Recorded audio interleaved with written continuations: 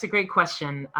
So just for some context for the listeners, I led our worship ministry for about 17 years at my church here. We're a larger church, but every large church starts as a small church.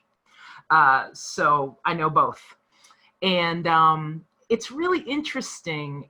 What I am seeing is a diversity of ways to communicate worship. So for instance, from some of the larger churches, including mine, they are going towards a more like production, creative, highly produced sort of thing. Then I saw a church this past Sunday here in Baltimore City that had just somebody on a guitar in their living room. I think they were in some big house, and the worship leader was in a living room playing guitar, and the speaker was in a place in the house on the other side of the building, and he would give the message, and kind of that's how things would go. And you would literally see the person with the phone or the camera on the guy who's leading worship, and then run over and go to the pastor, which I thought was just fantastic because it's what's real. And so I don't think either one is better or worse. They're just different. And I say that to say, I actually think this is a beautiful time where leaders are finding their permission again to say, what is the greatest expression of our community to worship Jesus? From a worship standpoint, I think really whether you're a large church or small church, and even that's relative, right?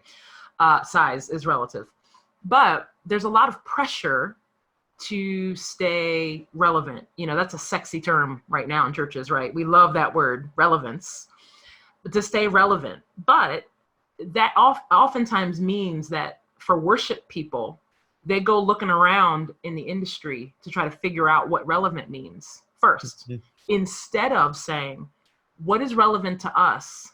And then looking at an industry and saying, okay, what tools then are available to us that may or may not work in our context, right? So what I'm seeing is particularly worship people breathing a little easier, to just say, all right, how do we create something beautiful and something even a bit more intimate, depending on what the normal experience is. So I think it's really important for particularly production people and worship people to not judge what they're doing as better or worse, or, oh, well, it's just us with, Dante's camera today, this sucks. Like, no, it doesn't. It's just, it is what it is. And so stepping back to look at, is our offering authentic? Is our offering connective?